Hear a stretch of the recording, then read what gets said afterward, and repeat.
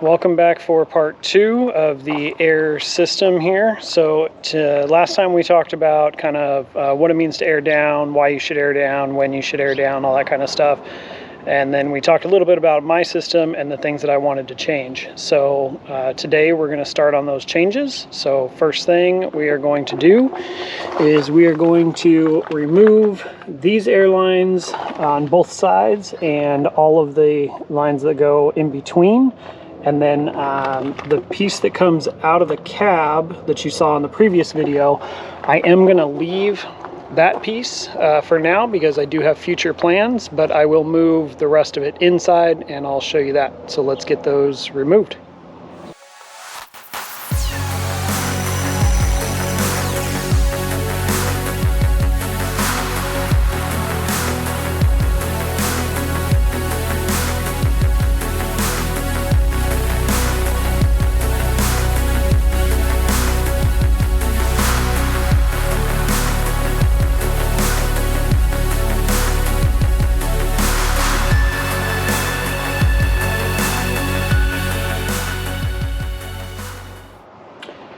Alright, so this is all that's left. We've got our 2 brackets, 2 hose connections, 2 fittings, the T that went down to the one side, and then the line that went across to the other side. I'm going to reuse this line and that T on the inside, so let's get the inside all torn apart and I'll show you what we're going to do.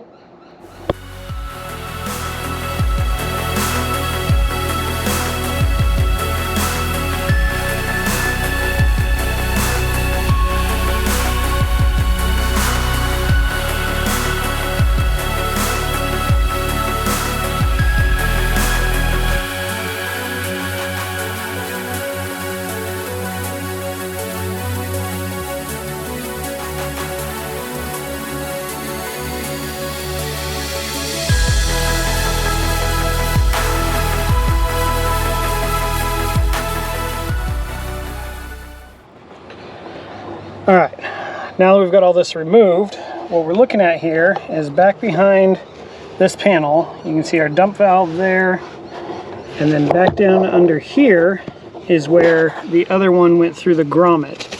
So we're going to take that one that came through that grommet, which is this top one right here, and we're going to disconnect this, and then I'm just going to leave this kind of stubbed out here, and then we'll plug into here and carry it across for our other side, and I'll give you guys a little time lapse of what all that's going to look like.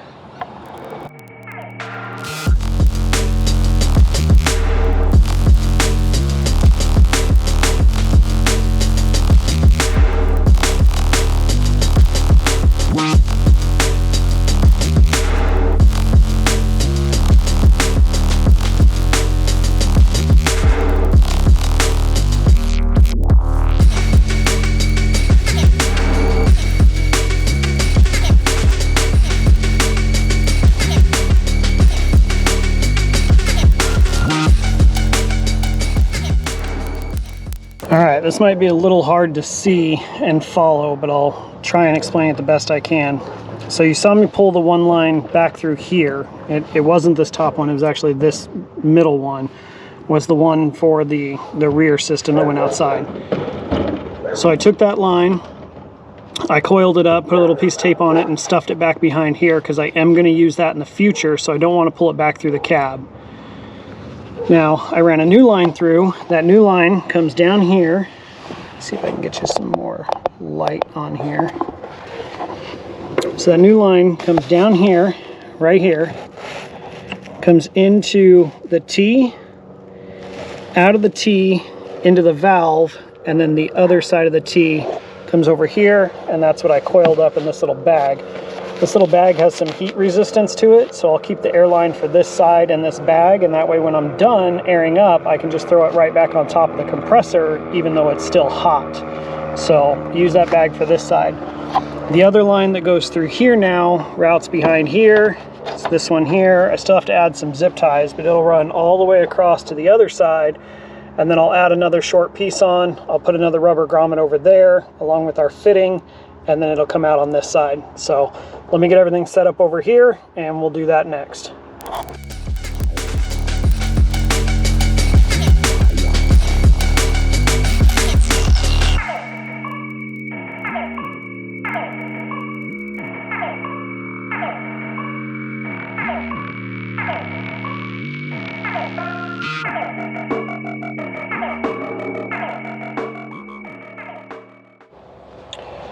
All right, so we have the line all the way ran across, comes in, little rubber grommet right here. I know it's really hard to see, sorry.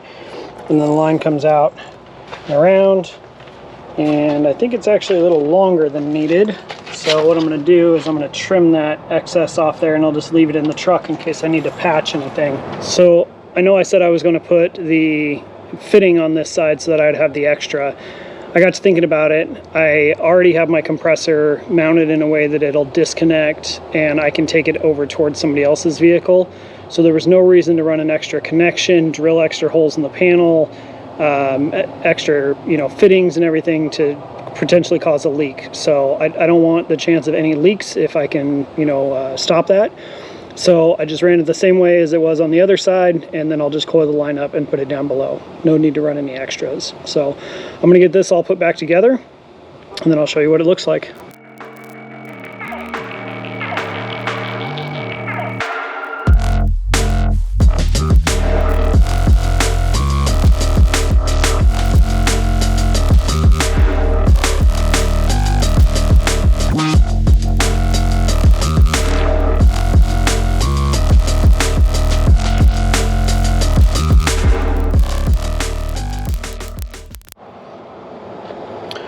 All right, well, the truck's all put back together.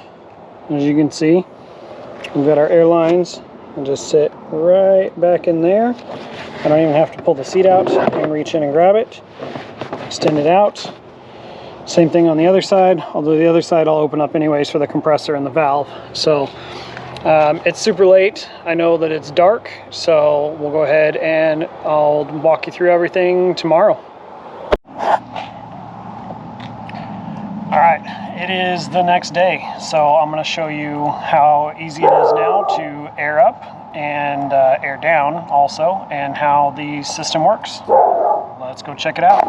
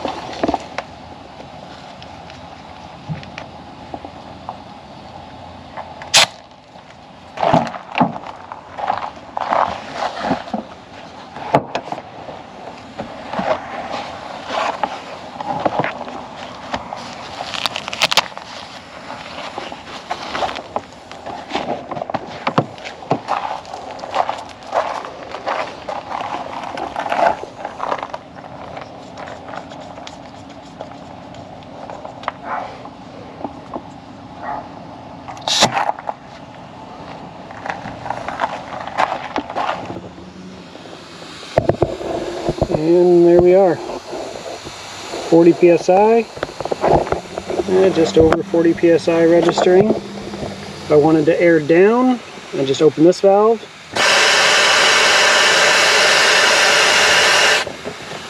Drops all four at the same time. And then if I wanted to air up, I'd have to connect my compressor. I leave it disconnected just for bumps and stuff, but just connect the compressor, hit the valve down there, and it inflates all four at the same time. So there you go, nice, neat, tidy. It's all put away cleanly. I didn't lose any storage space except for just where the compressor sits behind the seat. And it works great. Like I said, stick around for part 3 where I'm going to be adding an air tank, and I think a lot of you DIYers are really going to like that one because it's way outside the box. So I almost forgot the part that I'm sure everybody has been waiting on. How much did this cost me? So I went through, I put links to all the components I used except the wiring in the description below. I left the wiring out intentionally because you need to know the gauge of wire you need to use based on the length that you're going to run it and the draw of the compressor. So if you don't choose the same compressor that I chose, your draw may be different. So I know that my compressor has about a 42 amp, 45 amp load, and it's a little bit higher than that as it cycles on and off. So I went with a 50 amp relay. So anything over 50 amps, it'll kick that relay off, and I know there's an issue. Me personally, I went with a 6 gauge wire. You can definitely overkill it and go 4 gauge, 2 gauge, you could even do 0 gauge. If you are going to do a larger gauge wire like that, you can check into like a set of jumper cables. Is usually a little bit cheaper than wire. Also, rather than ordering online, just go down to your local Home Depot and just get stranded wire or cable, whatever they want to call it. It's usually a little cheaper. So everything combined for me, what I spent, compressor, fittings, airlines, check valves, the whole nine, was about $360 plus tax. And I don't think anything in there had shipping on it. It was all through Amazon. I did spend a little bit more than that on the wiring and everything there. So we'll say by the time I'm done with tape, zip ties, wiring, everything there, I'll say $450. So all in all, I mean, for the system that I have, Onboard Air, that's really cheap compared to a lot of other systems. About a quarter the price of what you'd pay for some of the name brand, you know, ready to go systems. And a lot easier to service. I like doing things myself as a DIYer because if something goes wrong, I kind of already have an idea of where that might have went wrong and how to troubleshoot it. So again, thanks for watching. I definitely appreciate everyone, all the new subscribers. I hope you're enjoying the content. Don't forget to, you know, give me feedback. I definitely enjoy feedback. If there's something that you want to see, let me know about that too. So again, thanks for watching. Hope you enjoyed, and we'll see you on the next one.